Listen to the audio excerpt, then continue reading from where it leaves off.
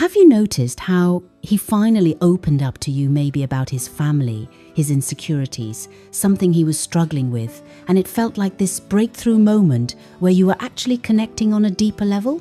But then, almost immediately after, he became distant, less responsive, emotionally flat, like that conversation never even happened. And now you're replaying everything you said, trying to figure out what you did wrong. Today, I'm going to explain the psychological mechanism behind why men shut down after vulnerability and give you 3 strategies for navigating this pattern with clarity. First, I need you to hear this. His shutdown almost certainly wasn't about your response. I know you're analysing every word you said, wondering if you reacted wrong or said too much or not enough.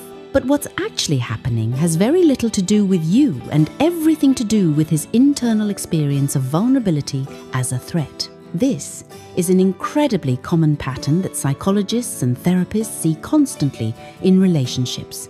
We're going to break down the psychology of what's called a vulnerability hangover. Look at why emotional disclosure can trigger intense anxiety in men specifically. And then I'll give you practical strategies that actually serve your well-being, not tactics to manipulate him back into openness. So here's what's happening psychologically. When he opened up to you, there was probably a moment where circumstances made it feel safe. Maybe you were having a late-night conversation, or he was exhausted, or something happened that lowered his usual defenses. In that moment, sharing felt like relief. But very quickly after, sometimes within hours, a different response kicks in. Researchers like Dr. Brené Brown, who studies shame and vulnerability, talk about how men often experience what she calls a vulnerability hangover. It's this intense anxiety that happens after emotional disclosure, where he starts questioning everything. Did I say too much? Does she think I'm weak now? Did I give her power over me? Am I going to regret this? Here's what makes this particularly intense for men. The socialization most men receive teaches them that vulnerability equals weakness, that emotions need to be controlled, and that being seen as too much emotionally means losing respect or masculine credibility. So when he shares something real with you, it can trigger deep shame spirals, not about what he shared necessarily, but about the fact that he shared it at all. He might fear you'll see him differently now, or that he's created expectations for emotional availability he can't meet, or that he's handed you ammunition to hurt him later. From attachment theory, we also know that people with avoidant patterns, and many men develop some level of avoidant attachment, use what researchers call deactivating strategies when intimacy feels threatening. Emotional disclosure creates intimacy. And if intimacy triggers his anxiety about losing autonomy or becoming dependent, his nervous system literally pushes him to create distance as a form of protection. The vulnerability wasn't bad. The closeness it created felt dangerous. Let me give you some examples of how this plays out. He tells you about his difficult relationship with his father during a vulnerable conversation. You listen, you're supportive, maybe you share something similar about your own family. The next day, he's texting less, his responses are shorter, he's not making plans. When you warmly reference that conversation because it meant something to you, he changes the subject immediately or acts like it wasn't a big deal. Or maybe he cried in front of you about work stress or a family loss, and you comforted him tenderly. Within days, he's cancelling plans, being less affectionate, suddenly very busy with other things. The warmth is just gone. What's maintaining this cycle is often that your natural response, trying to reconnect, asking if something's wrong, referencing what he shared to show you care, actually intensifies his anxiety. It confirms his fear that the vulnerability changed everything, that now you expect more emotional labor than he can give, or that you're going to push for depths he's not ready to sustain. His shutdown isn't about rejecting you. It's about managing his own exposure anxiety. So now that you understand what's happening psychologically, let's talk about what you can actually do with this information. I'm going to give you 3 strategies, and these aren't about manipulating him back into openness. They're about protecting your clarity and making informed choices that serve your well-being. Strategy 1. Stop pursuing or referencing the conversation. Here's what to do. Create space by not mentioning what he shared, not asking follow-up questions, and not trying to recreate that level of intimacy. Match his emotional temperature rather than trying to pull him back to openness. If he shared something about his family, don't ask, "How are you feeling about what you told me?" Just engage normally about present moment things and let him control if and when that depth returns. Why this works? Pursuit increases his anxiety that you're using the vulnerability against him or expecting more than he can sustain. Space signals safety and reduces the perceived stakes of what he revealed. What this won't fix?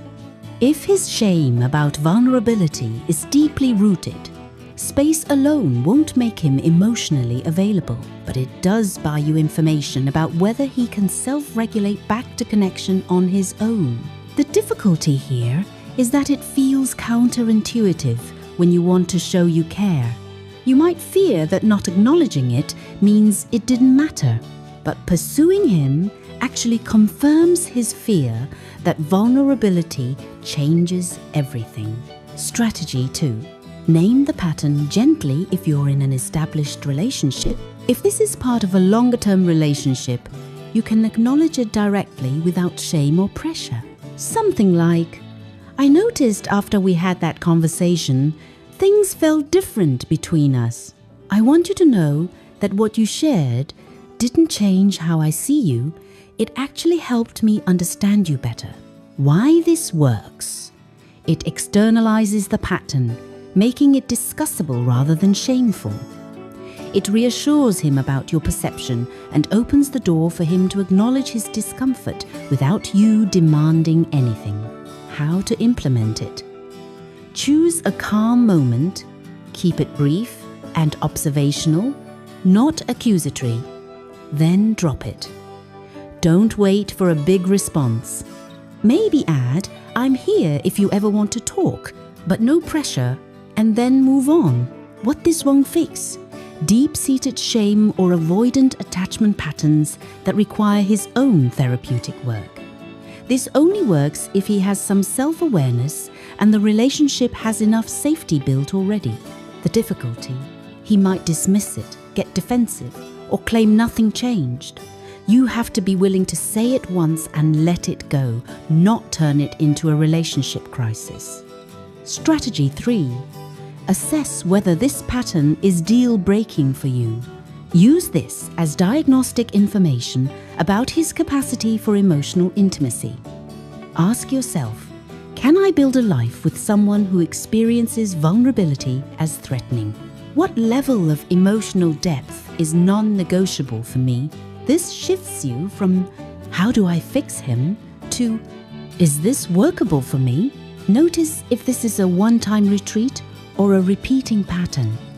If he can self-regulate back to vulnerability over time, even slowly, that's different from someone who shuts down permanently after any disclosure. Track the pattern, not just this incident. What this won't fix? Him. If emotional availability is what you need and shutdown after vulnerability is his consistent pattern, no strategy makes this sustainable long-term. The difficulty? You might care about him deeply. Accepting that good people can still be wrong for you requires grieving the relationship you hoped for, not just the one you have. Understanding why he shut down after opening up gives you clarity, not control. You can't make vulnerability safe for him if he experiences it as danger that's internal work only he can choose to do. What you can do is stop blaming yourself for his retreat. Recognize this as information about his emotional capacity right now and decide if this level of intimacy actually meets your needs. Success here isn't getting him to open up again. It's knowing yourself well enough to choose relationships where vulnerability flows naturally, not where you have to manage someone else's shame about being human. If you're noticing patterns where he pulls away specifically after moments of closeness, not just vulnerability, but also after really connected dates, intimate experiences, or future-oriented conversations, that might be pointing to something deeper about how he regulates emotional intimacy overall. Understanding that broader pattern can help you see whether his shutdown is situational discomfort or a core relationship style that shapes everything between you.